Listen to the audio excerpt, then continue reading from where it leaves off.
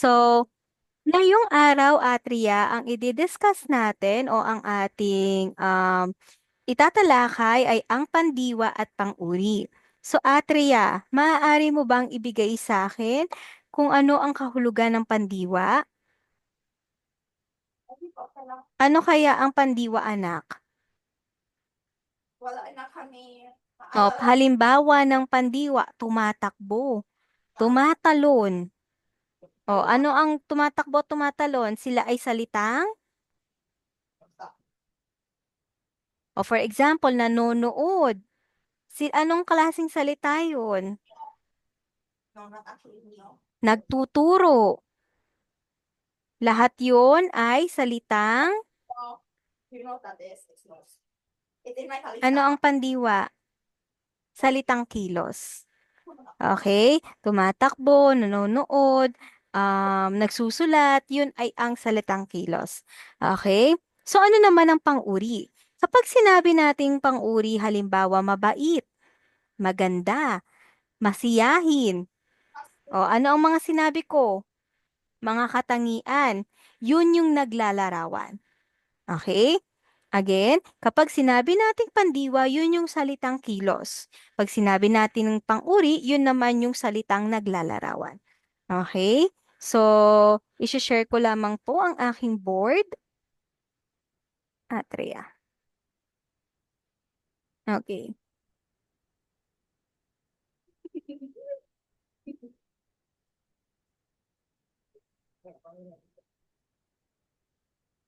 Okay. Atria, nakita ko na nakikita mo ang screen. So, ulitin ko. Kapag sinabi nating pandiwa, ito po yung mga salita na nagsasaad ng kilos o yung nagsasaad ng galaw. Okay? O kaya yung mga ginagawa ng isang tao, bagay, hayop o kaya lugar. So, sa madaling salita, kapag sinabi nating pandiwa, ito yung ginagawa o yung nangyayari. Ano ba yung halimbawa nun? Gumising, nagwalis, naglinis, tumakbo, sumayaw, kumain. Lahat yan ay kilos. Okay? O, Atria, magbigay ka nga sa akin ng isang salita na pandiwa, kilos o galaw. Wait, don't answer that. Salitang pandiwa, anak. Sorry. Isang salita na nagsasaad ng kilos o ng galaw. Bukod sa gumising, sa nagwalis, sa naglinis, sa tumakbo, sa sumayaw, sa kumain, o ano pa ang halimbawa ng um, salitang nagsasaad ng kilos o galaw. Magbigay nga po ng halimbawa. For example, nag-aral, o ano pa, nagluto, o ano pa. Ano pa ang maaaring salita na nagsasaad ng kilos o ng galaw?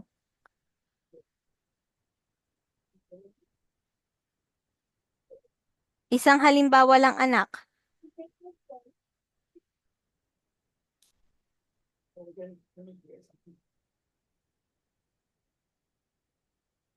O, for ano po?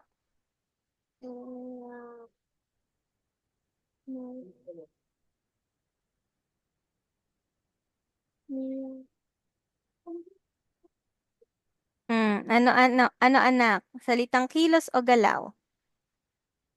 The last two us around, we literally Hmm? Ano po? Sorry, hindi ko marinig, anak.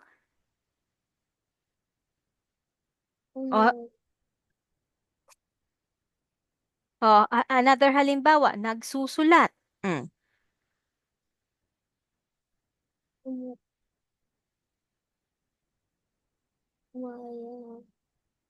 Ku? Humihinga? Ano po? O, another halimbawa, nagbabasa. O, tuwing umaga, ano ang ginagawa mo, anak?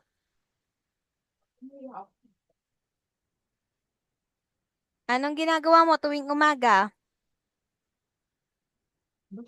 Bago pumasok sa eskwela, ikaw ay naliligo, tama? O pagkakain, maliligo, o ano pang ginagawa mo? Nag? Pagkatas kain, anong ginagawa dapat sa ngipin?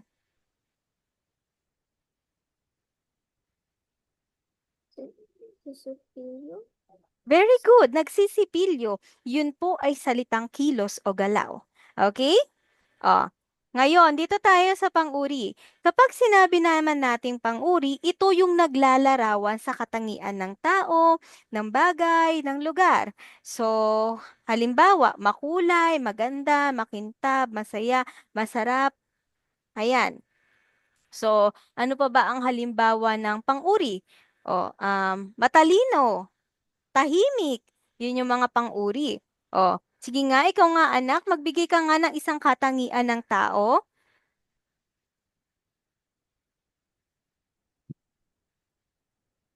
Katangian ng tao. O, maganda, matalino, mabait. Ano pa? O, sige, ganito na lang. Anak, ano ang kulay ng apple? Ng Pula. mansanas? Pula. Pula. Okay? Ang salitang pula ay isang pang-uri. Bakit siya pang-uri? Nilalarawan niya ang mansanas. Ano daw ang kulay ng mansanas? Kulay? Pula. Okay? So, dito tayo, anak. Mm. Pakibasa nga po ang masayang araw ni Lisa. Maagang bumisig si Liza upang maghanda sa makulay na pista sa kanilang barangay. Mm-mm. Nagwalis siya ng bakuran at naglinis ng bahay. Mm-mm. Suot niya ang kanyang magandang bestida at Mm-mm. makintab na sapatos. Pagdating sa plaza, tumakbo siya papunta sa mga masasayang palaro. Sumayaw siya kasama ang kanyang mga kaibigan at kumain ng masarap na pagkain. Mm-mm. Talagang masaya ang kanyang araw. Okay, very good. So, Atria, dito sa una sabi, ilista daw lahat ng pandiwa ng teksto. Okay, so sa atin, ang gagawin na lang natin ay sasalungguhitan. I-underline natin. Pag sinabi nga ulit nating pandiwa, Atria, ano daw po iyon? Ito ay salita na nagsasaad ng kilos o galaw. Okay. Gumising. Hi, Atria. Ang gumising po ba ay pandiwa o pang-uri? Pag pang-uri, yun naman po ay naglalarawan. Gumising, ito ba ay salitang kilos o naglalarawan?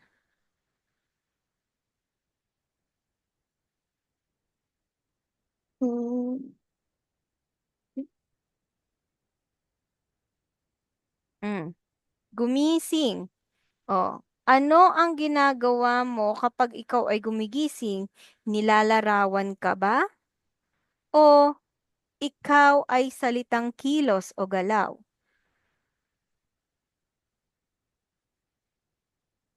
Ano ang gumising, anak? Ito ay nagsasaad ng pandiwa. Ma'am, bakit siya pandiwa? Okay? Naging pandiwa siya kasi ito ay nagsasaad ng kilos ng pagbangon. 'Di ba kapag ikaw ay natutulog, ikaw ay nakahiga. Okay? Kung ikaw ay nakahiga, kapag ikaw ay gumigising, bumabangon ka. Okay? Ibig sabihin, ikaw ay kumikilos. Ikaw ay gumagalaw. Kaya ito pong gumising ay salitang pandiwa.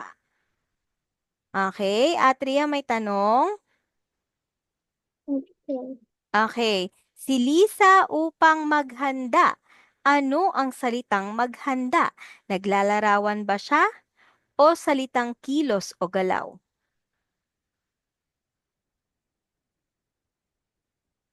Ano ang maghanda? Ano ang ginagawa pag naghahanda ka? Naglalarawan ka ba o kumikilos ka?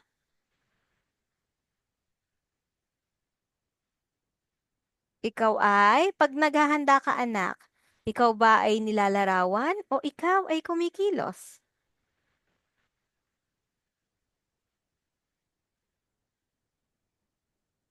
Ano po ang maghanda? O, for example, si Atria ay naghahanda na para sa aming tutorial session ngayong araw. Inilarawan ba kita? O ikaw ay kumilos o gumalaw? Ano yung ginawa mo anak? Nilarawan ba kita? O kumilos ka? Pag naghanda ka,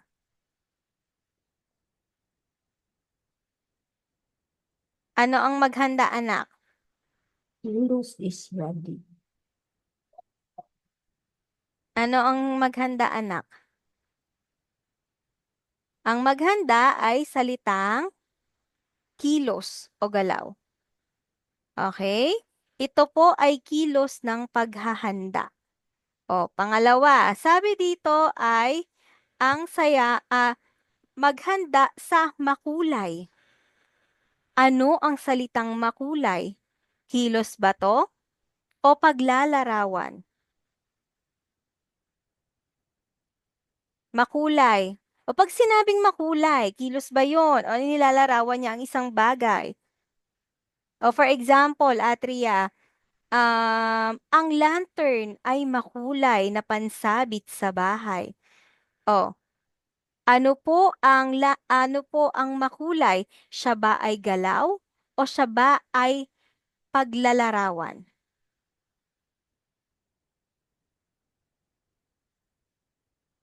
Kulay is color. Galaw ba siya anak o paglalarawan, pagde-describe? Mm.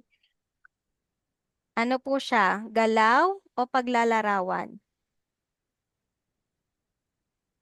Paano mo masasabi kung siya po ay kilos? Pag kilos galaw, syempre, ginagamit mo yung body parts mo. Okay? Kapag naman tayo ay pang-uri, naglalarawan ka, nakikita mo yung itsura, nakikita mo yung, nasasabi mo yung ugali, ganun po yung paglalarawan. O Atria, dito tayo sa salitang makulay. Ito ba ay kilos o ito po ay galaw? Ay, kilos o ito po ay paglalarawan? Makulay. Ano ang makulay, anak?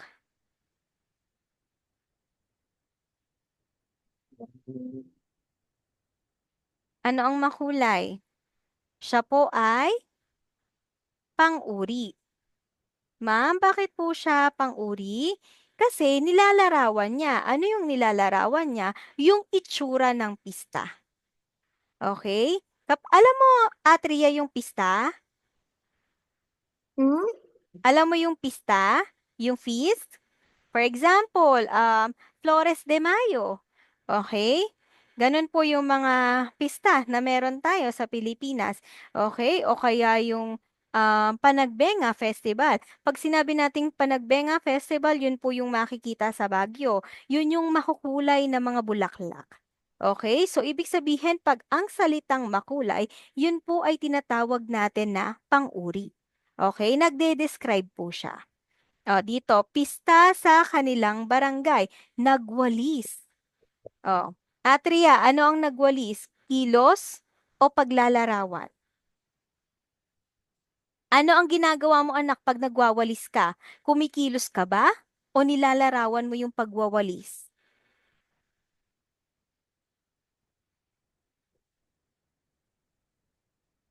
Hindi. Ano ang ginagawa anak pag nagwawalis? Nilalarawan mo lang ba? O for example, inutusan ka ni mami, Atria anak, magwalis ka. O nilalarawan mo lang ba yon? O ginagalaw mo yung sarili mong katawan? Ano po ang nagwalis? Kilos, pandiwa ba yan o pang-uri?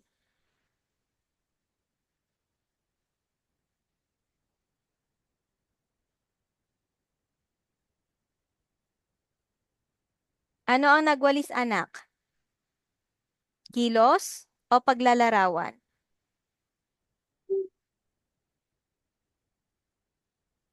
Ano ang ginagawa mo, Atria, kapag ikaw ay nagwawalis?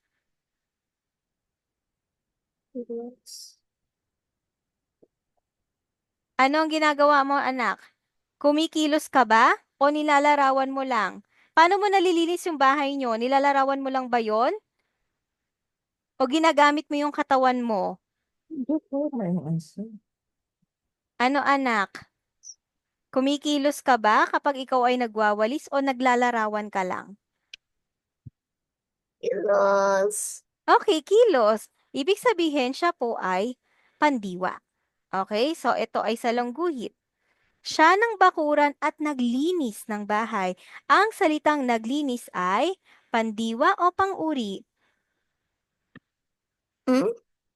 Ang salitang naglinis, ito ba ay pandiwa, salitang kilos, o pang-uri, salitang naglalarawan? Naglinis. Ano ang naglinis, anak?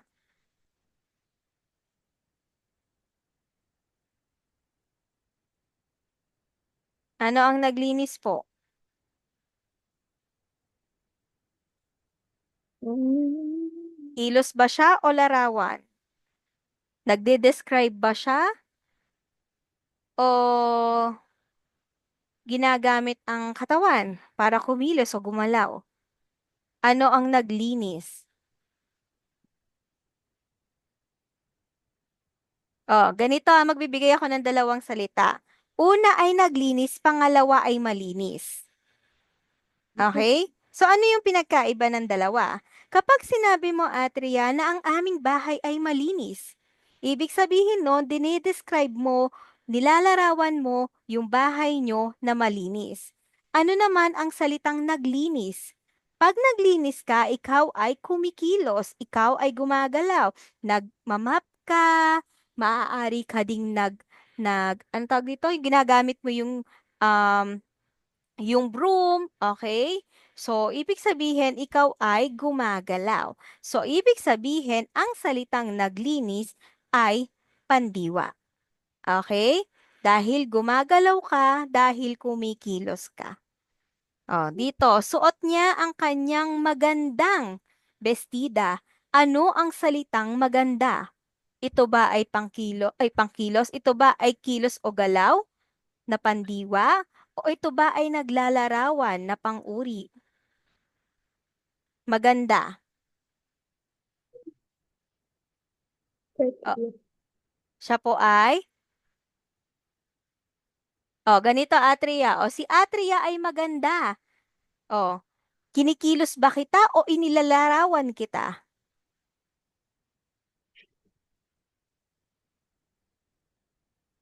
Ano po ang maganda? Hmm. Larawan? Nilalarawan? Dinidescribe ba kita? O nagkakaroon tayo ng action word sa maganda? Ang kulit. Sorry? Ano ang maganda anak? Ito ay Ang kulit. very good. Ito po ay pang-uri. Mm. At makintab na sapatos o makintab. Ito ba ay kilos, pandiwa, o naglalarawan na pang-uri? Makintab. Halimbawa, ang aming sahig ay makintab. Dahil ito ay lagi naming minamap o makintab. Ano ang salitang makintab? Pang-uri o pandiwa? Hmm. Dahil sa kabinet mo? Sa kabinet ni siya ulat eh.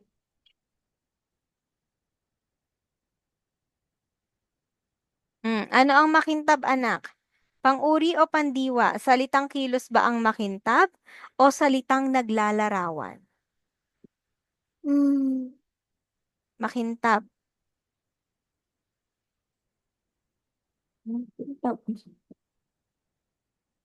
Inilalarawan mo ba ang sapatos? O nagkaroon ng kilos o galaw sa sapatos dahil ito ay makintab? Shiny sa English. O ano ang shiny? Description ba siya o action word? Describing word. Okay, very good. Describe. So ito po ay pang-uri. Na sapatos. Pagdating sa plaza, tumakbo. O ano, Atria, ang salitang tumakbo? Ito po ba ay pang-uri o pandiwa? Action word ba siya o description? Ano ang tumakbo o run? Pandiwa. Okay, very good. Siya po ay pandiwa. So ito po ay salungguhit. Tumakbo siya papunta sa masasayang palaro. Masasaya. Ano ang masasaya? Pandiwa o pang-uri? Yeah.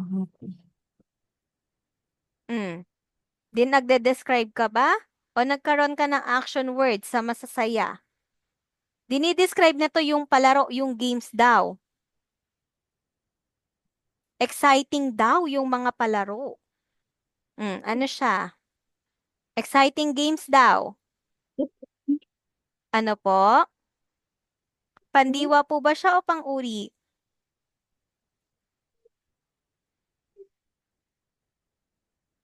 Ano yun, anak? Masasaya. Sorry. Kilos ba siya? O description? O describe? Paglalarawan? Kilos o paglalarawan? O for example, ganito. O Atria, nakikita kitang ngumingiti. O si Atria ay may masayang mood ngayong araw. O paano kita ginamit? Yung salitang masaya, dinescribe ba kita? O nagkaroon ka ng kilos o galaw? Hmm? Sorry po. Ito po ay? Worry. Okay, pang-uri. Tama, pang-uri po iyon. Okay, so bibilugan natin ang masasaya. Sumayaw. Hmm. Ito ba ay kilos o galaw na pandiwa o pang-uri na naglalarawan? Sumayaw. Ano ginagawa, Atria, pag sumasayaw? Anong ginawa mo? Kumilos, gumalaw ka ba o nag-describe ka? Pandiwa. Okay, very good. Siya po ay pandiwa. Okay? Kasama ang kanyang mga kaibigan at kumain. O ano ang kumain? Pandiwa o pang-uri? Pandiwa. Very good. Siya po ay pandiwa. Mm. Nang masarap na pagkain, ano ang salitang masarap? Yummy. Yummy. Ano ang yummy? Description ba o action word? Description. Okay, very good. Siya po ay pang-uri. Okay? Talagang masaya ang kaniyang araw. Ano ang salitang masaya?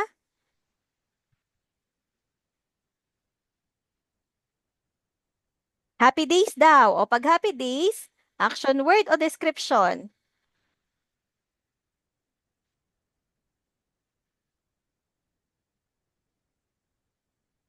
If you're happy and you know it, clap your hand. Charot. Ano yung masaya? Ano yung masaya? O pag sinabi ko si Atria ay masaya ang araw-araw. O dinedescribe ba kita o kumikilos ka?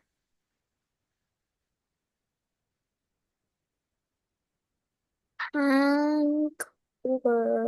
Happy. Ano ang happy? Hungry. Very good. Pang-uri po siya.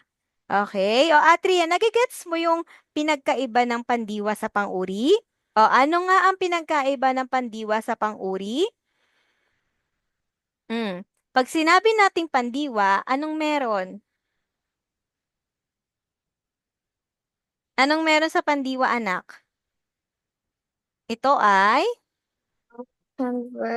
Very good. Action word. Kilos o galaw. Okay? Ano naman ang pang-uri? Eh?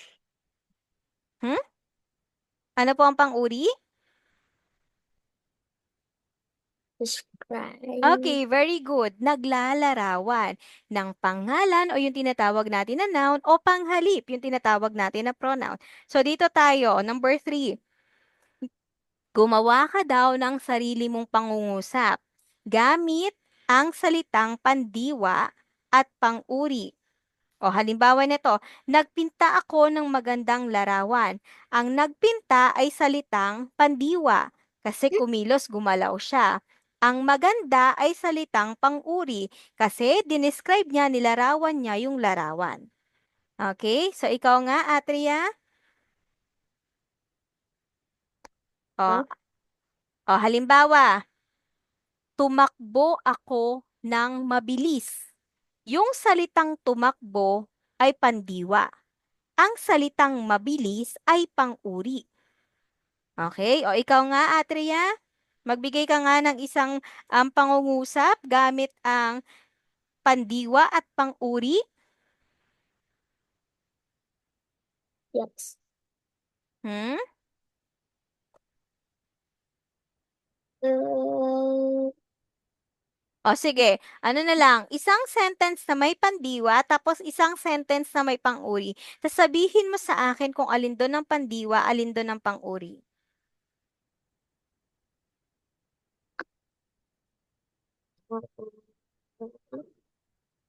O, magbigay ka ng isang um, sentence na may pandiwa. Action word.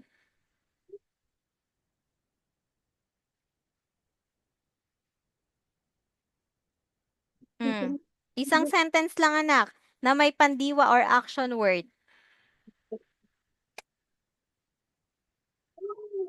O, anong ginawa mo, anak, bago tayo nagkaroon ng Zoom tutorial? Sige. Ano yung ginawa mong activity bago tayo nagkaroon ng Zoom tutorial ngayon? Halimbawa, ako ay nanood ng palabas sa TV. Okay?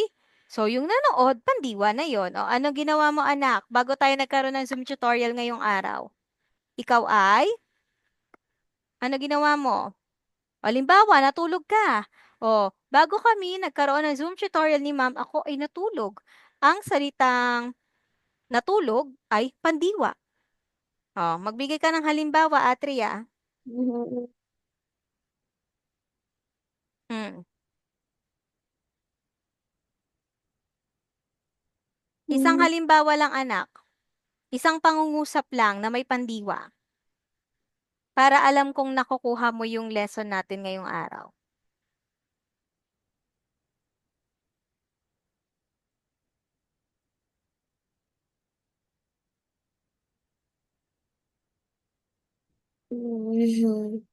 Hmm? O, isang pangungusap lang po na may pandiwa. Isang pangungusap na merong action word. Sige, Atria, kaya mo yan. Isang pangungusap lang na merong action word, na merong pandiwa. O, ganito na lang. Atria, anong una mong ginagawa sa umaga pagkagising mo?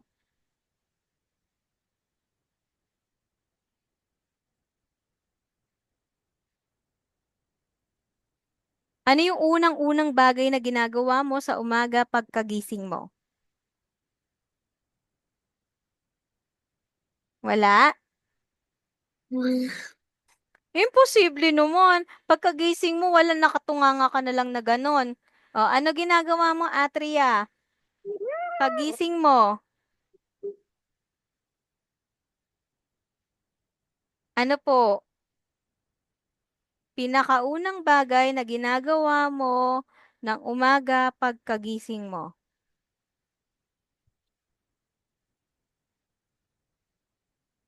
Siyempre, pag natutulog ka, alam nga naman, nakatayo ka. 'Di ba? O anong posisyon mo pag natutulog ka? Naka? Nakaupo. Paano ka matulog, Atria? Anak, paano ka matulog? Nakahiga. O paano ka babangon? Paano ka babangon? Siyempre, pagkabangon mo, nakaupo ka muna, 'di ba? Hindi ka kagad makakatayo nun. Okay? So, for example, pagkagising ko sa umaga, ako ay nakaupo. Okay? So, yung salitang nakaupo doon ay isang klase ng pandiwa. Okay? So, Atria, magkaroon muna tayo ng 3 minutong pahinga. Please go back here at exactly 6:35. Okay po? Bye. Okay. Bye for now, Atria. Bye. Bye.